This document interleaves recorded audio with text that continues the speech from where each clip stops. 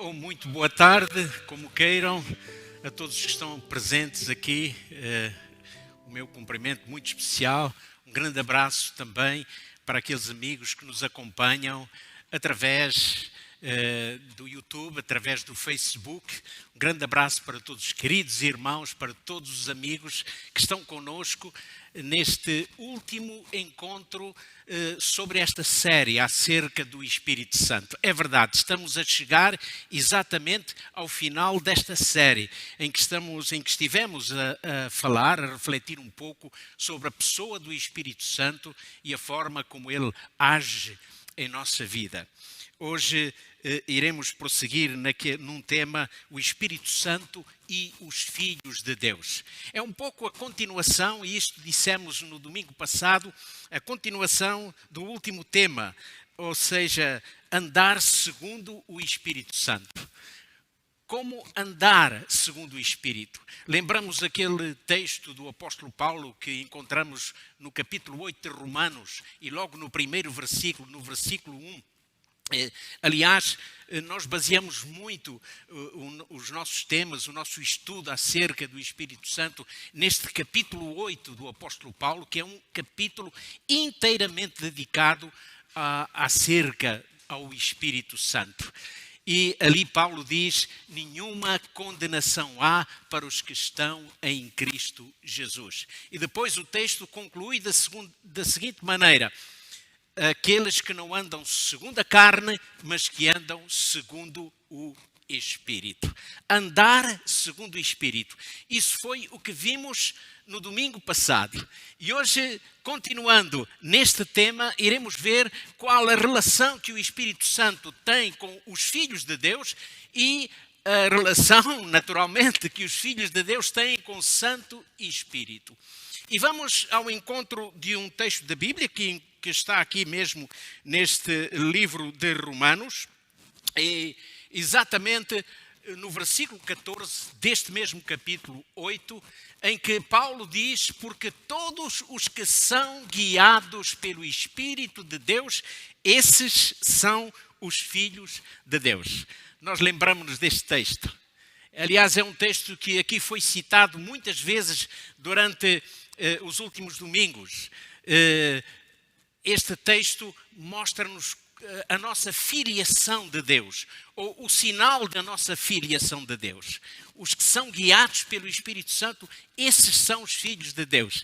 E nós aqui até dissemos, mas afinal, não somos todos nós, a humanidade toda, filhos de Deus? Sim, de certo modo, com certeza que somos, mas no âmbito espiritual, aqueles que não andam segundo a carne, mas que andam segundo o Espírito, ou que são guiados pelo Espírito, estes são realmente os filhos de Deus.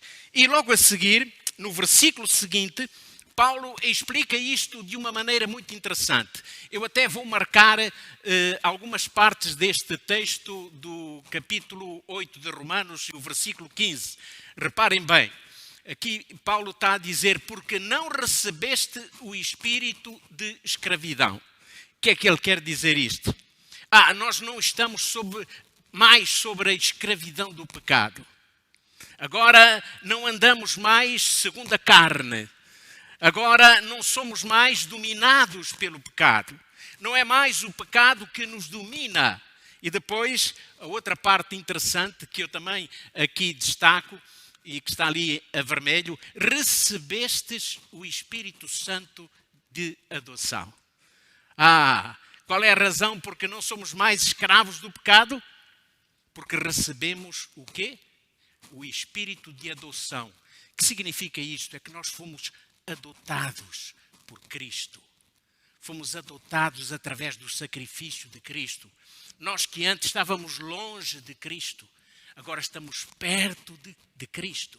E tudo isto porque realmente o Espírito Santo atua e atuou e atua e continuará a atuar na vida e no coração dos filhos de Deus. Paulo fala de um processo contínuo em nossa vida. Ele explica como começamos a conhecer Jesus até ao momento da nossa conversão.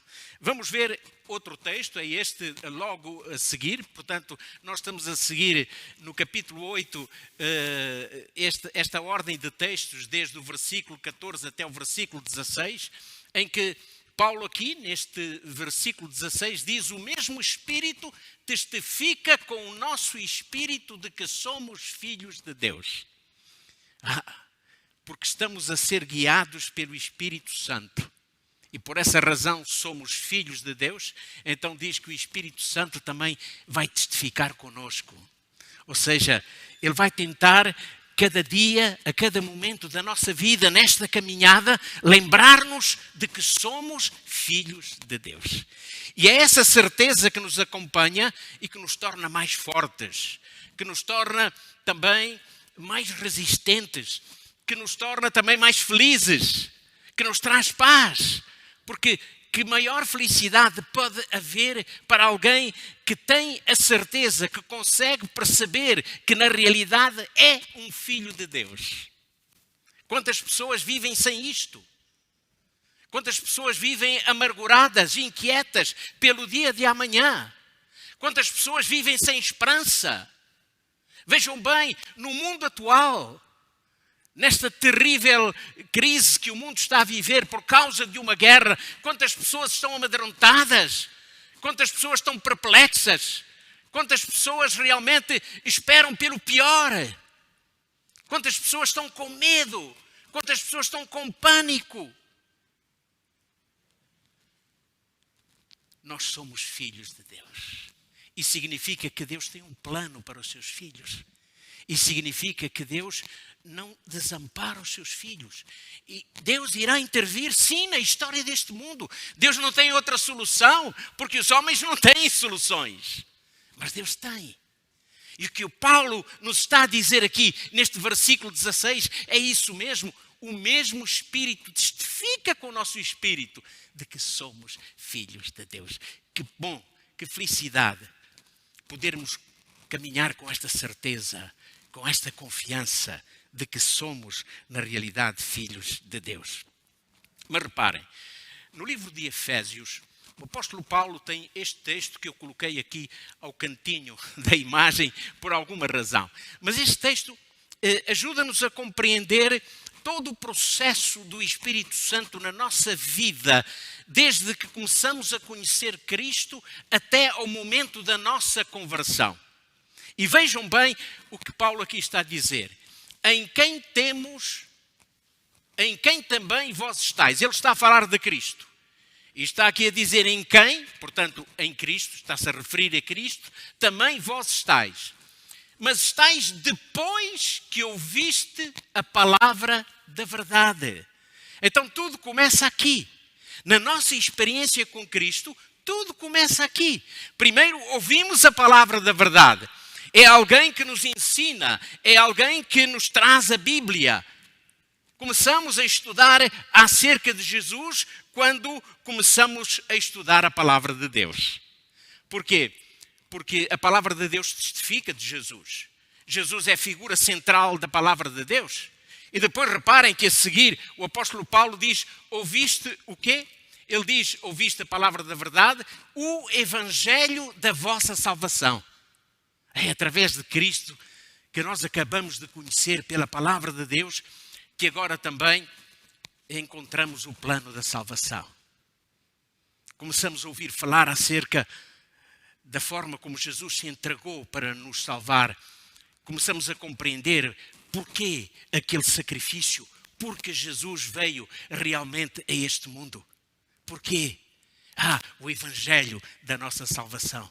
Mas depois diz que tendo também crido. Então nós cremos. E crer aqui tem o sentido de aceitar, de se alistar, de estar ao lado, de compreender e permanecer. Isto é crer. E então quando nós cremos, dá-se a nossa conversão. Ou seja, a nossa vida não vai ser mais a mesma. começa a mudar, a nossa vida começa a mudar. Porquê? Porque agora conhecemos Jesus e Jesus passa a ser o nosso modelo.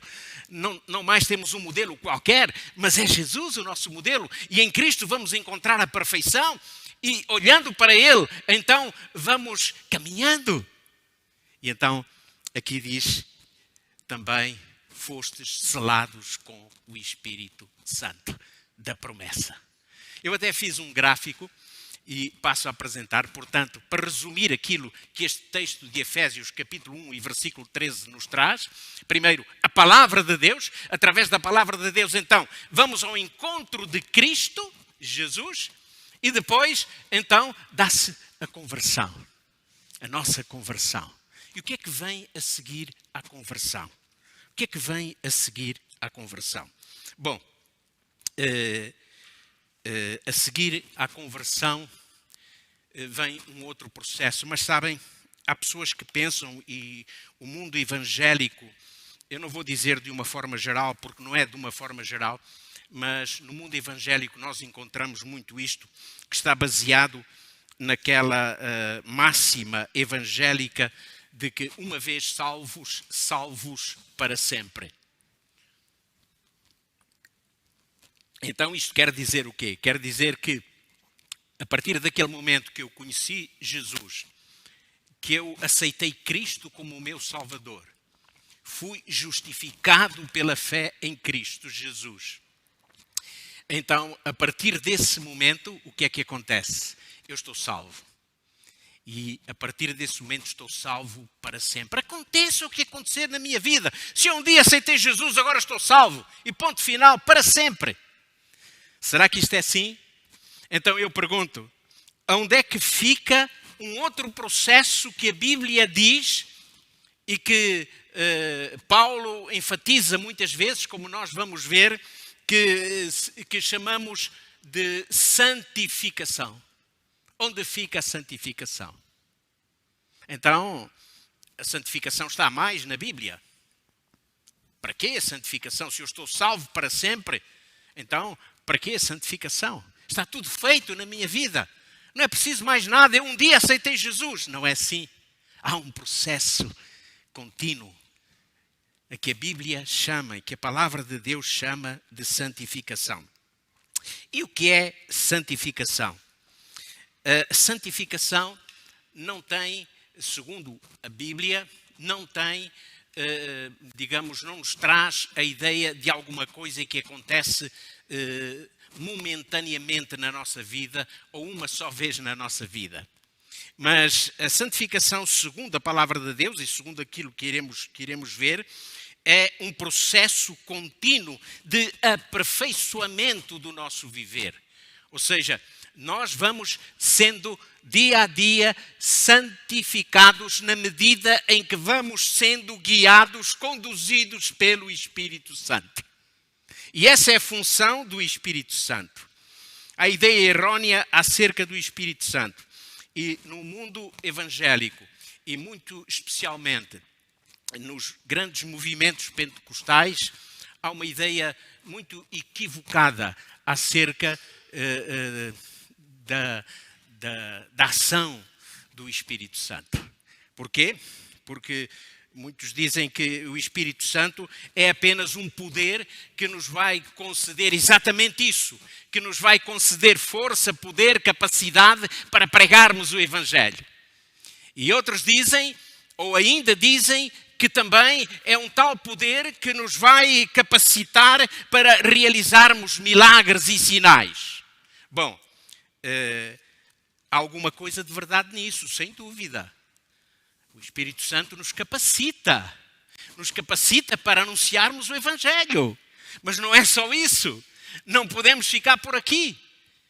Porque a principal ação do Espírito Santo é muito diferente disto. E quando nós pensamos, às vezes, lendo o primeiro capítulo do livro de Atos e o segundo capítulo do livro de Atos, e começamos a pensar no que se passou com os discípulos depois do dia de Pentecostes, quando realmente eles foram revestidos do poder do Espírito Santo, então nós pensamos que isto foi realmente a ação do Espírito Santo que aconteceu na vida dos discípulos e nada mais aconteceu. Não, antes o Espírito Santo esteve a trabalhar, a agir na vida destes homens. Reparem, os discípulos estavam no cenáculo do templo, estavam com medo, eles estavam preocupados, mas estavam ali no cenáculo do templo em oração. Em oração. Porque eles lembravam-se da promessa de Jesus.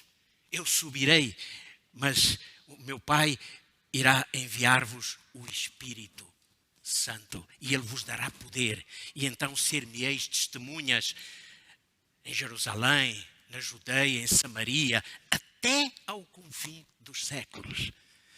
Os discípulos estavam ali em oração e o Espírito Santo estava atuando nas suas vidas para que eles se reconsagrassem a Deus, para que os seus corações precisavam de ser transformados, mudados. Havia antigamente, antes disto, quesílias entre os discípulos. Mas eles agora estavam ali em oração e o Espírito Santo, e eu imagino um reavivamento que se deu. A Bíblia não diz, mas eu imagino o reavivamento que se dá no coração e na vida daqueles homens que ali estavam.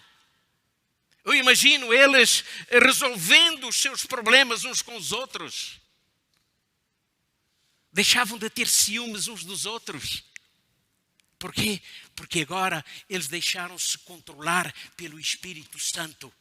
E só depois disto é que o Espírito Santo, o poder do Espírito Santo, ou o Espírito Santo lhes concedeu o poder que os capacitaria para pregar em Jerusalém, na Judeia, em Samaria, e para irem até o confim dos séculos e levarem o Evangelho. É assim que o Espírito Santo, afinal, age na nossa vida. A forma como o Espírito atua para nos levar a Cristo, o poder ou a influência do Espírito Santo no processo da santificação é um tema fantástico que encontramos no Novo Testamento e principalmente nas epístolas do apóstolo São Paulo. Mas vejam a importância da santificação na nossa vida. Segui a paz com todos. Este texto está lá em Hebreus, capítulo 12, versículo 14. Segui a paz com todos e a santificação, sem a qual ninguém verá o Senhor. Se nós não passarmos por este processo de santificação na nossa vida, jamais veremos o Senhor. E isto deita por terra toda aquela teoria de que realmente uma vez salvos, salvos para sempre. Não, meu amigo. Você foi salvo por Cristo, você foi salvo da lama do pecado, você foi salvo do poço do pecado, foi resgatado por Cristo, recebeu as vestes brancas da justiça de Cristo, mas não é aí que acaba. Você foi batizado em nome do Pai, do Filho, do Espírito Santo, mas não é aí que a sua experiência cristã acaba. Sabe quando acaba a sua experiência cristã? Das duas, uma. Ou quando morremos, ou quando Cristo voltar. Ou quando morremos, ou quando Cristo voltar. Se morremos em Cristo, o que é que vai acontecer? Vamos ressuscitar com Cristo no dia da ressurreição. E quando Cristo voltar, quem irá com Cristo? Aqueles que passaram por este processo de santificação, porque ninguém verá o Senhor a não ser que seja santificado, a não ser que passe por este processo da santificação. Bom, todos nós já falamos e já experimentamos aquilo que vulgarmente chamamos da voz da consciência. Eu queria dizer alguma coisa sobre isto. Que bom quando ouvimos alguém dizer, olha, a minha consciência me falou. Eu não estou bem com a minha consciência. Já ouvimos isto. Se calhar nós também já o dissemos algumas vezes. Isto não é mau. Isto é bom. E sabem porquê? Porque isso é sinal de que realmente o Espírito Santo está a trabalhar em nossa vida. Mal de nós quando deixamos ouvir essa vozinha, a voz da nossa consciência. Sabe que o profeta Isaías, inspirado por Deus, ele falava disso. Olhem lá em Isaías capítulo 30 e versículo 21. O profeta diz: e os teus ouvidos ouvirão a palavra que está por detrás de ti, dizendo: este é o caminho, andai nele, sem vos desviardes, nem para a esquerda, nem para a direita. É o Espírito Santo. Isto acontece com aqueles que são guiados pelo Espírito Santo.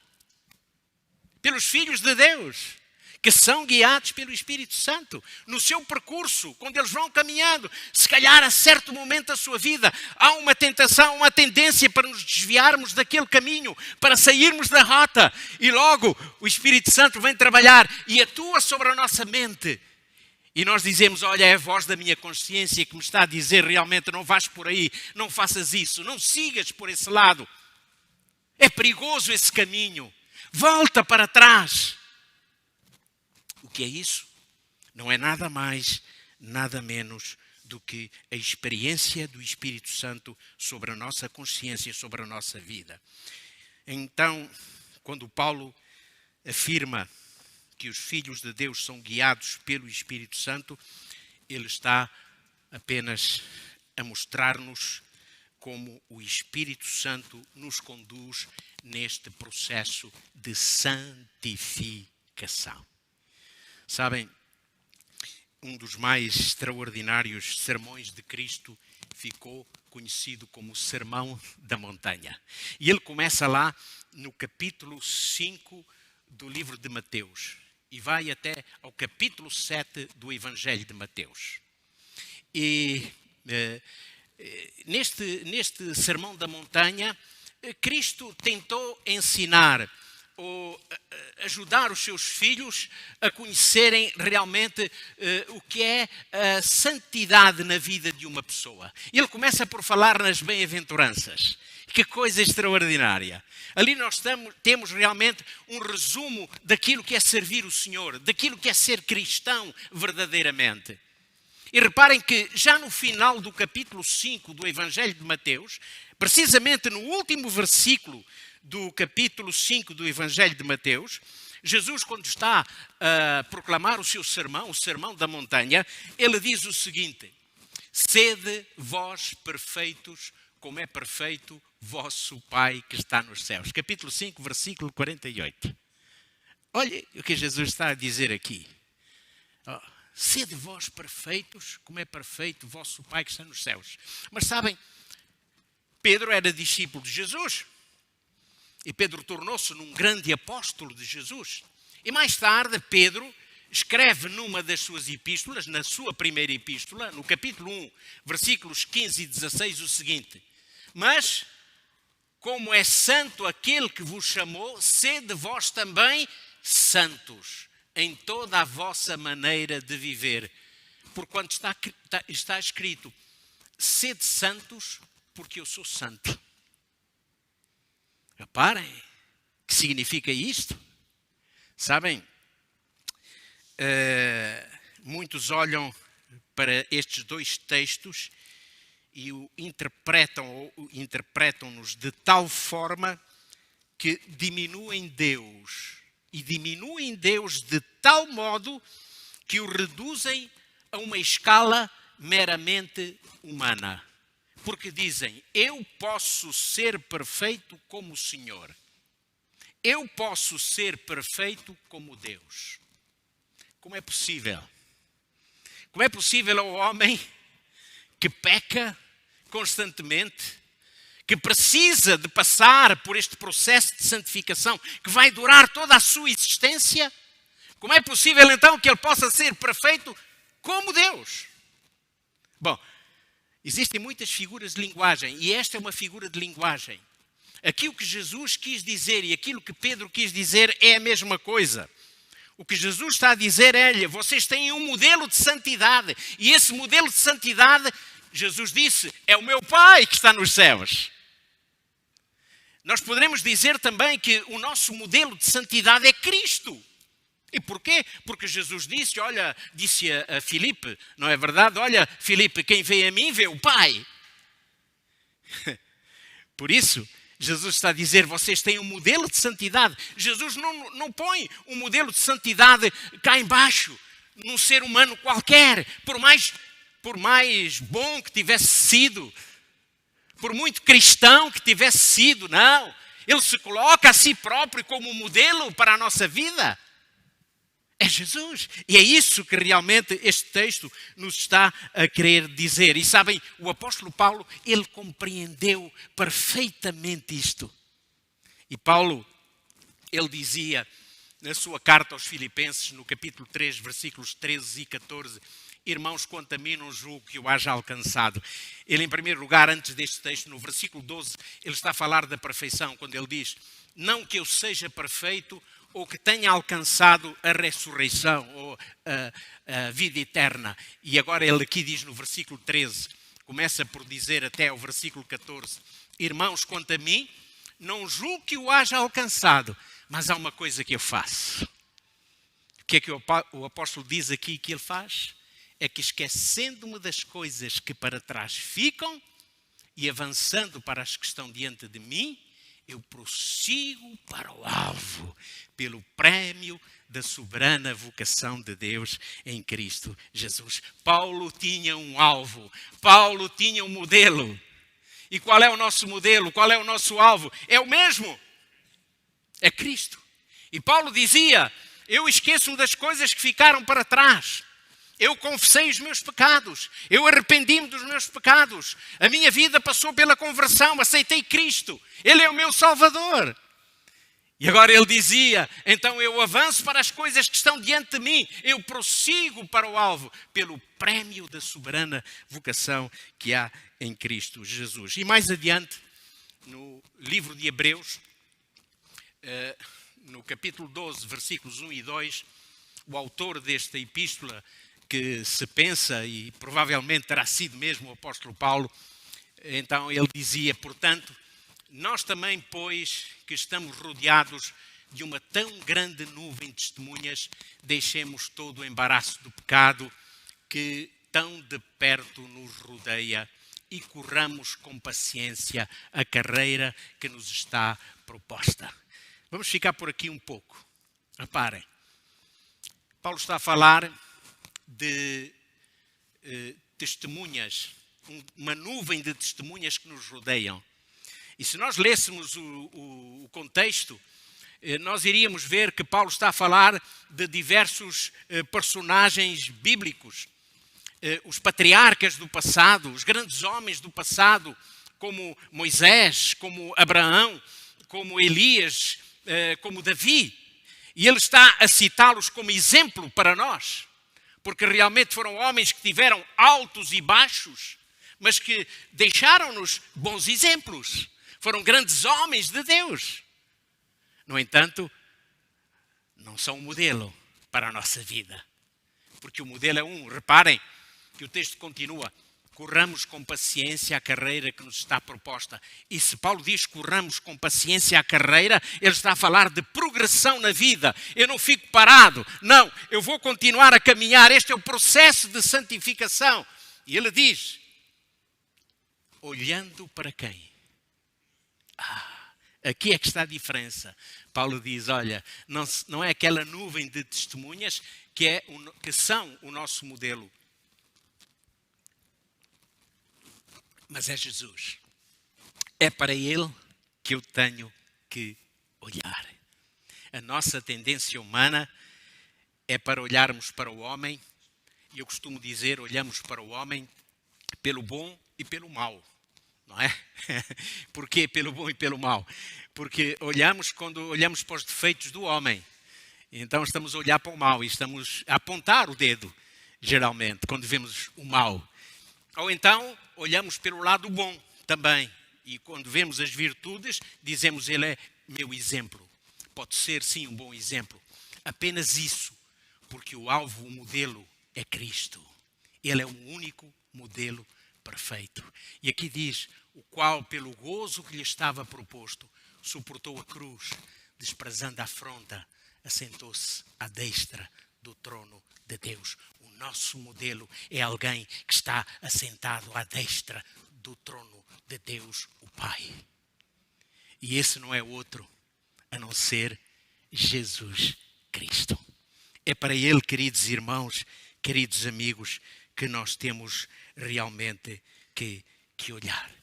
Bom, eu quero contar-vos uma história antiga, provavelmente os meus queridos irmãos mais antigos, tão antigos quanto eu, conhecem bem essa história, mas é a história de um monarca, de um rei. E este rei era muito amado pelo seu povo, porque ele era um homem bom, e ele era um homem justo, era um homem realmente reto. E o povo gostava dele. Ele não subjugava o seu povo, não, ele amava o seu povo. E ele cuidava do seu povo. E ele tinha um pequeno defeito físico. Ele era um pouco corcunda. Ele tinha a sua coluna vergada. Um defeito originado, não sabemos porquê. E ele vivia com esse defeito. Mas o povo amava tanto o seu rei que um dia alguém teve uma ideia. Juntaram-se alguns dos seus súditos e resolveram oferecer ao rei uma estátua em sua honra. E a estátua parecia perfeita, porque ela representava realmente a figura do rei.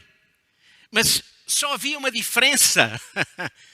Era uma estátua, mas esta estátua não tinha a inclinação que o rei tinha na sua coluna. Ou seja, não era uma estátua corcunda, era uma estátua direita. E esta estátua foi colocada lá no centro do jardim do Palácio Real. E todas as manhãs,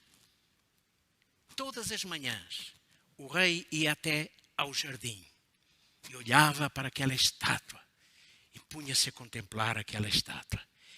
E ele via aquela estátua direita. E então ele fazia assim, dizia: ai, como eu queria ser direito como aquela estátua. E vergava as costas para trás. E ele começava ali, durante algum tempo, a fazer esse exercício. Ele todos os dias que ia àquele jardim, e todos os dias lá ia, fazia sempre o mesmo exercício. E estava ali muito tempo a exercitar a sua coluna. Até que, pouco a pouco, o povo começou a reparar que o rei já não estava tanto corcunda. Ele já começava a ficar mais direito. E a história termina dizendo-nos que, finalmente, o povo começou a ver o rei direito. O rei já não era corcunda. Meus amigos, nós não temos uma estátua como nosso modelo. Nós temos um modelo perfeito, que não é corcunda, que não tem defeito. O nosso Deus, o nosso Salvador Jesus, Ele é o nosso modelo. Bom, neste processo de aperfeiçoamento da nossa vida, eu gosto também de procurar alguns textos do Antigo Testamento, e nós aqui temos apenas procurado textos, com alguma outra exceção, do Novo Testamento, mas eu escolhi hoje, para a nossa análise, 2 textos do livro de Provérbios. É o livro de Provérbios, capítulo 4, nós iremos ler o versículo 18 e o versículo 19. Só que vamos fazer de uma maneira. Vamos ler primeiro o versículo 19 e depois vamos ler o versículo 18. Então vamos ver. Então o versículo 19. Reparem o que é que aqui está a dizer Salomão. Inspirado por Deus. Ele escreveu: o caminho dos ímpios é como a escuridão. Nem conhecem onde tropeçam. Reparem, aqui nós temos uma palavra muito forte. Ninguém gosta de ouvir esta palavra ímpio, e muito menos de ser designado como ímpio, não é? Porque ímpio é uma palavra chocante, até choca. Mas sabem que no hebraico, quando aparece aqui esta palavra ímpio, ela tem um significado, uma conexão um pouco diferente daquilo que nós muitas vezes pensamos acerca dela. E porquê? Eu até escrevi aqui nos meus apontamentos: ímpio é o que não respeita o que é sagrado, o que não crê, o que se afasta da prática da piedade. Esse é o ímpio. Portanto, o que Salomão aqui está a dizer é o seguinte: olha, aquele que se afasta da piedade, aquele que não segue no caminho da santificação, aquele que não anda segundo o Espírito, esse é como, o seu caminho é como a escuridão. E diz mais, diz, nem conhecem naquilo em que tropeçam. Eles caem e é como se nada fosse nas suas vidas. Porque eles não estão a ser guiados pelo Espírito Santo. Eles não se converteram, não tiveram encontro com Cristo. E então o pecado para eles é uma coisa absolutamente natural, normal. Eles o fazem e não sentem peso nenhum na sua consciência. Porque rejeitam a operação do Espírito Santo na nossa vida, na sua vida. Resistem ao Espírito Santo. E isso se torna muito perigoso. Porque a resistência ao Espírito Santo faz com que o Espírito Santo se afaste da vida dessa pessoa e faz com que se dê aquilo que a Bíblia chama de pecado contra o Espírito Santo. Mas agora reparem no que Salomão vai dizer a seguir. E eu a seguir, quero dizer, antes, no versículo 18, eu é que coloquei os textos de trás para frente. Diz, mas a vereda dos justos é como a luz da aurora, que vai brilhando mais e mais até ser dia perfeito. Olhem a diferença entre os dois caminhos.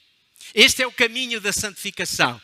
E Salomão está a dizer que é como uma luz da aurora. E o que é a luz da aurora? É aquela luz que aparece ao amanhecer, que ainda é fraquinha. É quando o dia ainda está naquele crepúsculo. Mas depois vai clareando, clareando, clareando e diz até ser dia perfeito.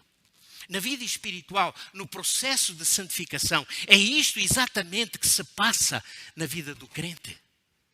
Não somos santificados num momento único na nossa vida, mas é um processo que vamos seguindo. E à medida que vamos seguindo, vamos vendo que ainda temos muito que caminhar. Ainda é preciso avançarmos mais com os olhos postos em Cristo.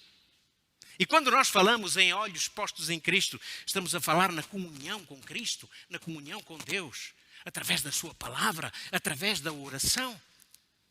É isso que alimenta a força espiritual na vida do crente pela ação do Espírito Santo. Por quê? Porque quando nós lemos a Bíblia, nós estamos a ler o livro que foi inspirado pelo Espírito Santo. E quando nós estamos em oração, nós temos a certeza que o Espírito Santo ali está conosco, intercedendo por nós com gemidos inexprimíveis. E isto é que nos torna fortes. E isto é que nos torna resistentes ao pecado. Bom, eu termino com dois textos do apóstolo Paulo, Hebreus, capítulo 3, versículo 13. Ele diz, antes exortai-vos uns aos outros todos os dias durante o tempo que se chama hoje, para que nenhum de vós se endureça pelo engano do pecado. Este texto também tem uma palavra muito interessante. Paulo diz, exortai-vos uns aos outros. A palavra exortar também tem um significado interessante. A palavra no texto bíblico, no grego, é protropê, que é incitar à prática daquilo que é bom, daquilo que nos convém. Tem também o sentido de admoestar ou de advertir. Quando aqui Paulo diz exortai-vos uns aos outros, não está a dizer, olha, comecem a apontar os pecados uns dos outros. Ele não está a dizer isso. Ele não está a dizer, olha, comecem a criticar-vos uns aos outros. Comecem a acusar-se uns aos outros. Não é este o papel do Espírito Santo na vida do crente. Nem é este o papel daqueles que são guiados pelo Espírito Santo. Paulo está a dizer, sim, exortai-vos, ou seja, incitai-vos uns aos outros à prática do que é bom ou do que é conveniente. Durante o tempo que se chama hoje. Para quê? Para que nenhum de vós se endureça pelo engano do pecado. Olhem que boa prática entre os filhos de Deus. entre aqueles que realmente são guiados pelo Espírito Santo. Se nós vemos um irmão enfraquecido, se nós vemos um irmão a tentar desviar-se do caminho, nós podemos ir em ajuda, em auxílio deste irmão, exortando, chamando de volta para o caminho, orando com ele, ajudando com a palavra de Deus. E isto é o trabalho que o Filho de Deus pode fazer quando dirigido pelo Espírito Santo. Meus queridos, conhecemos bem a parábola do filho pródigo. Lembram-se dela? Onde está a beleza desta palavra?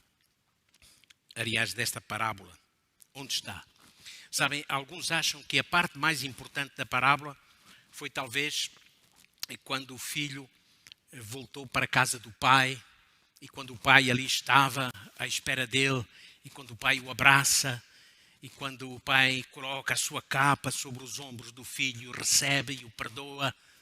Então nós ficamos muito felizes e dizemos realmente, que bela parábola, isto é o melhor da parábola. É realmente, sim, ficamos felizes, que bom, que coisa maravilhosa na realidade, ver um filho que volta à casa do pai. Um filho que estava transviado. Mas sabem qual é a parte mais importante desta parábola? É quando o filho pródigo, ele está ali no meio dos porcos, no curral dos porcos, no lamaçal dos porcos. O quê? Isso é o mais importante da parábola, é o mais triste da parábola. Ele está no meio do charco dos porcos. Não, meus amigos, é ali no meio do lamaçal que o Espírito Santo vai interceder na vida deste jovem. Ouvirás uma voz por trás de ti que te diz, este é o caminho. Eu imagino a luta que aquele jovem sentiu naquele momento. Por um lado, o diabo procurando instar com ele, dizendo-lhe, olha, não vale a pena, tu não tens perdão, tu foste longe demais, não há remédio para ti, é impossível agora. Teu pai não te vai receber porque tu fizeste muita maldade. Foste longe demais, não é possível.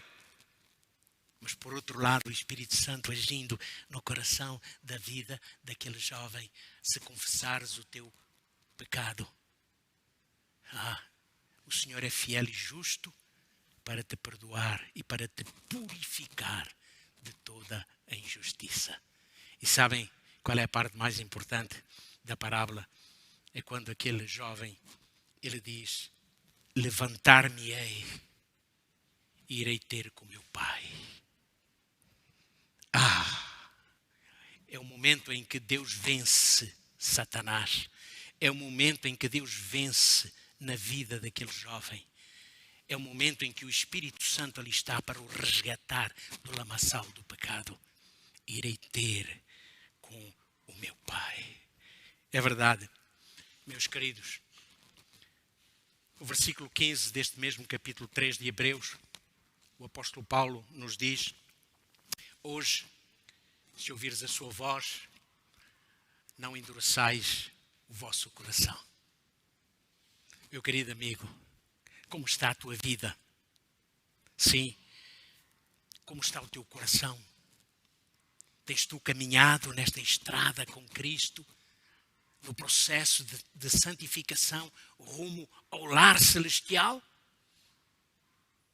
Ou se calhar tu te desviaste, te entristeceste por alguma razão, saíste do trilho, saíste do caminho e agora achas que não tens coragem de voltar, achas que o Senhor não te irá receber, não te vai perdoar.